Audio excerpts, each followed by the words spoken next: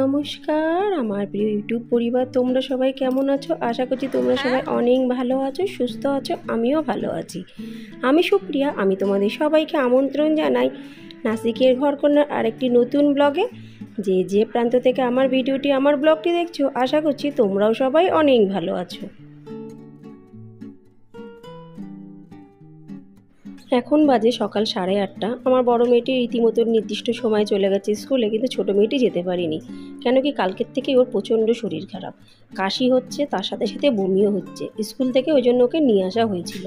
তা যথারীতি ওই সময় আর ডাক্তার দেখানো হয়নি, ঘরে যা ওষুধ ছিল সেটাই আমি দিয়েছিলাম। আর আজকে ভাবছি দাঁত মাজিয়ে ফ্রেশ করি, একটু কিছু খাইয়ে ওকে আমি নিয়ে যাবো এখন ডাক্তার দেখাতে।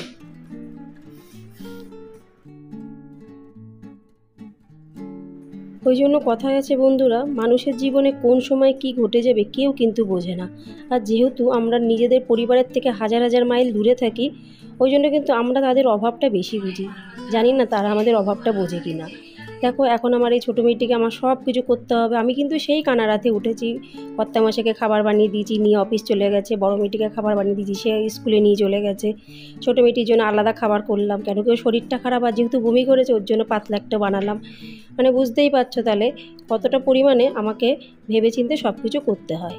তা ও খাচ্ছে, ওকে আমি দিয়ে আসলাম। আমি বললাম তুমি খাও, আমি যথারীতি বিছনাপত্রটা তুলে ফেলি, কেন কি বাসি বিছনা রেখে তো ঘর থেকে বেরাতে নেই। তাই জন্য ফটাফট আমি চলে আসলাম বিছনাটা তুলতে। সবার থেকে দূরে থাকি একটা অন্য রাজ্য, মহারাষ্ট্রে। তার একটা ছোট্ট জায়গা হলো নাসিক। এখানে আপনজন বলে কিন্তু কিছুই নেই, কিন্তু পরের মানুষই কিন্তু নিজের পুরো আপনের থেকেও বলতে গেলে বেশি। আমার অনেক ব্লগ দেখলে তোমরা নিশ্চয়ই বন্ধুরা বুঝতেই পেরে যাও। অনেকেই কিন্তু জানে আমার মেয়েতে, মানে আমার ছোটো মেয়েটির শরীর খারাপ, কিন্তু দেখো কিছু করার নেই। তারা তো জানেই, ফোনও করেছে, কিন্তু তারা তো তাদের মতন অনেক দূরে দূরে আছে। তো এই যে এর খাওয়া দাওয়া কমপ্লিট হয়ে গেছে, বিছনাটাও তার মধ্যে আমার তোলা হয়ে গেল। এখন এই চুলটা একটু আশ্রয় দেবো, তারপর ওকে নিয়ে যাব ডাক্তারের কাছে। বলছে বাবা মাথাটাও না খুব ব্যথা করছে। তোমাদের সামনে দেখো, আমি এখন একটু না ভূত হয়ে যাব। যখন আমি প্রথম নাসিকে এসেছিলাম দেখতাম এরকম না, সবাই কপাল থেকে মুখ থেকে সমস্ত সব পর্দা দিয়ে ঢেকে রাখে, মানে এরকমভাবে ওড়না দিয়ে ঢেকে রাখে। তখন আমি ভাবতাম এই কী অবস্থা, এরকম কেন হয়। কিন্তু তখন বুঝলাম না যে এখানকার রোদের জন্য সমস্ত সবাই কিন্তু মুখটাকে ঢেকে রাখে। আবার যারা ডেলি প্যাসেঞ্জারি করে, মানে কিছু না কিছু করে, কোনো কাজের সাথে যুক্ত থাকে, তারা কিন্তু একটা আলাদা রকমের সানকোট আছে সেটা পরে। কিন্তু সেটা আর আমার কাছে নেই, কেন আমি তো ডেলি বাইরে যাই না রোদের মধ্যে। ওই জন্য বাইরে বেরালে, মানে দিনের সময় আমি কিন্তু মুখটাকে এরকম ভূতের মতনে ঢেকেই তারপরেই বেরাই।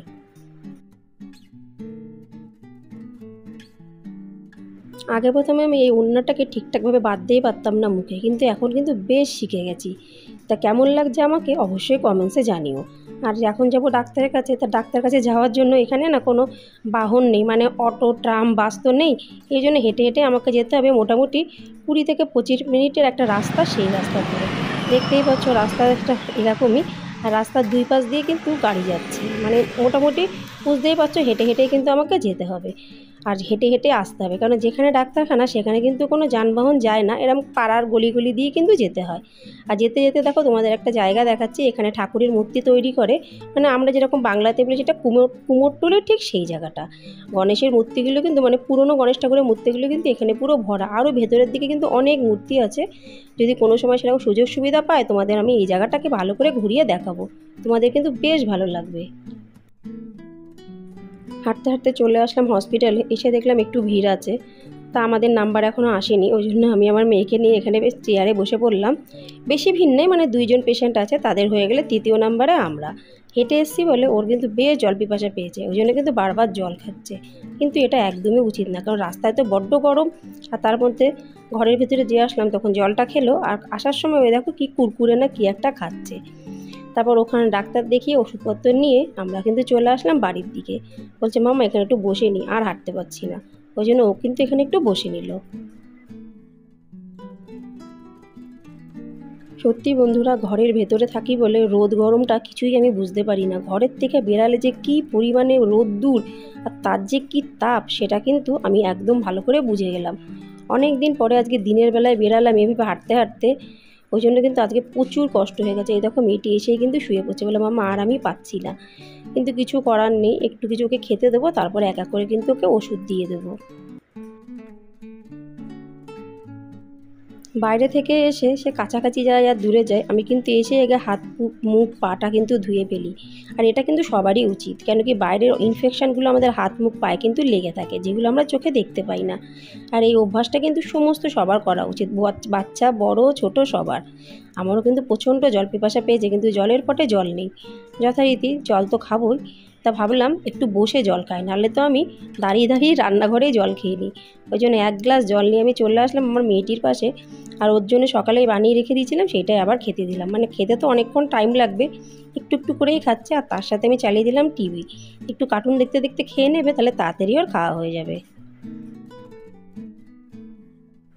আমার ছোটো মেয়ের নাম হলো তিয়া, ও খাচ্ছে। আর আমি ভাবলাম ঘরটারগুলো একটু ঝাড় দিয়ে নিই, রান্নাটা একটু পরে করব। ওই জন্য আমি ঝাড় দিতে যেয়ে আসলাম, আমার একটা বান্ধবীর ফোন আসলো, বললো কী রে দেখিয়ে আসলি ডাক্তার? ডাক্তার কী বললো? আমরা না বন্ধুরা বাইরে থাকি, কিন্তু আমাদের পরিবার একটা আছে, যেটা হলো যে বলে না বাইরে থাকার যে একটা আনন্দের পরিবার, সেই পরিবার। এখানে কিন্তু কেউ আমরা আত্মীয় না, কিন্তু সবার সাথে সবার এত ঘনিষ্ঠ একটা সম্পর্ক আছে, যেটা বলে না বোঝানো যায় না। আমরা ছোট বড় সমস্ত সব কিছু কিন্তু শেয়ার করি। আর আমরা সমস্ত অনুষ্ঠানে যেতে না পারলেও খবরাখবর রাখি।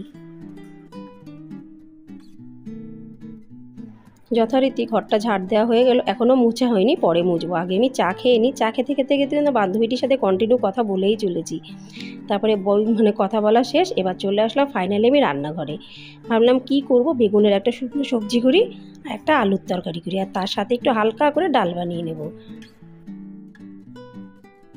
আর সত্যি কথা বলতে ইউটিউবে কাজ করতে করতে এখানেও কিন্তু আমার একটা বেশ, খুব একটা বড় না, তাও কিন্তু ছোটোখাটো একটা ভালোই পরিবার হয়ে গেছে, যাদের সাথে প্রতিদিন কিন্তু কথা হয়, অনেক কথাবার্তা হয়। তারাও কিন্তু অনেকেই জানে যে আমি ডাক্তারের কাছে যাচ্ছি। ওই জন্য বন্ধুরা, যেখানে আমরা থাকি সেটা হলো পরিবার হোক আর নিজেদের লোক হোক আর পরের লোক হোক, আমরা যদি ঠিকঠাকভাবে একটু সবার সাথে কথা বলি, মিলেমিশে থাকি, তাহলে কিন্তু মন্দ হয় না। সবসময় যে নিজের আত্মীয় স্বজন থাকবে তা না, পরের লোকদেরও কিন্তু আমরা নিজের করে বানিয়ে নিতে পারি। তারপরে ভাবলাম শুধু আলুর তরকারি আর বেগুনের তরকারি করলে তো হবে না, ওটি তো আমার মেয়েটাকে দেওয়া যাবে না। ডাল তো হয়ে গেছে, তাই একটু একটু পাতলা করে ডিম ভাজা করি। ওই জন্য একটু পেঁয়াজ দিয়ে করলাম ডিম ভাজা, একদম অল্প তেল দিয়ে। তা যথারীতি তরকারিটা রান্না হচ্ছে, তারপরে আমি যাচ্ছি এই যে একটু জল দিতে গাছে। আজকে জল দিইনি, মানে সারাদিন জল দেওয়া হয়নি আজকে, আর কালকেও কিন্তু জল দেওয়া হয়নি। যে এই বারান্দাটা ঝাড় দিতে গেলাম, যেন গাছগুলো আমার দিকে তাকিয়ে বলছে একটু জল দে, একটু জল দে। ওই জন্য অল্প করেই আমি এখন জল দিলাম, যেহেতু দুপুরবেলা, ওই জন্য কিন্তু বেশি একটা জল দিলাম না, অল্প অল্প জল দিলাম। সন্ধ্যার দিকে আর একটু জল আমি দিয়ে দেবো। দুপুরবেলায় কিন্তু বন্ধুরা কোনো সময় গাছগাছালিতে বেশি জল দিতে নেই, তাহলে কিন্তু গাছ খারাপ হয়ে যায়, হয় সকালবেলায় নাহলে সন্ধ্যেবেলা কিন্তু গাছগাছালিতে জল দিলে গাছেরাও কিন্তু ভালো থাকে। যথারীতি আমার সমস্ত রান্নাবান্না শেষ, এবার লাস্ট কাজ হচ্ছে ঘর মোছা আর বাসনের জায়গা পুরো পরিষ্কার করে বাসন মাজা, গ্যাস মোছা, গ্যাসের ওভেন মোছা, গ্যাসের সিলাপ সমস্ত সব কিছু কিন্তু মুছে ফেলবো। আর এই দেখো কী কী রান্না করেছি, ডাল হয়ে গেছে, তার সাথে সাথে এই যে 2 রকমের আমি ভেজেছি ডিম ভাজা, একটা পেঁয়াজ আর একটা পুরো সাদা। আর তার সাথে বানিয়েছি সয়াবিন দা আর একটু ডাল। সয়াবিন আলু যে ডালটা বানিয়েছি ওটা আমার ছোটো মেয়ের জন্য, আর তার সাথে বানিয়েছি কুকারে ভাত। সমস্ত কাজবাজ হয়ে গেল, স্নান হয়ে গেল, আর তারপরে চলে আসলাম আমি পুজো দিতে। তা পুজো দিতে আসলাম, ভাবলাম ঠাকুরের সিংহাসনটা একটু ভালো করে মুছি। আজ কিন্তু কোনো আমি জামা কাপড় কাচিনি, আজ আর ইচ্ছা হচ্ছিল না। কালকে জামা কাপড় কাচবো, কিছুটা হাতে কিছুটা মেশিনে। তো আশা রাখছি বন্ধুরা আজকের ব্লগটি অবশ্যই তোমাদের ভালো লাগবে। ভালো লাগলে লাইক, সাবস্ক্রাইব, শেয়ার করে আমার পাশে থাকতে কিন্তু একদমই ভুলো না। তোমাদের সাপোর্ট সহযোগিতার কিন্তু আমার সব সময় প্রয়োজন। ওই জন্য তোমাদের বলছি বন্ধুরা, আমার পাশে থেকেও আমাকে একটু সাপোর্ট করো। আর এবার পুজো টুজো দেওয়া হয়ে গেল, আমি এবার একটু বসবো আরাম করে, তারপরে আমার ছোটো মেয়েটিকে খেতে দেবো, তারপরে আমি খাবো। তো আজ এই পর্যন্তই বন্ধুরা, আশা রাখছি অবশ্যই আজকের ব্লগটি তোমাদের অবশ্যই ভালো লাগবে। আর এই দেখো আমরা কিন্তু দুজনে বসে গেছি কার্টুন দেখতে, যেহেতু এখন টিভিতে কিন্তু কার্টুন চলছে।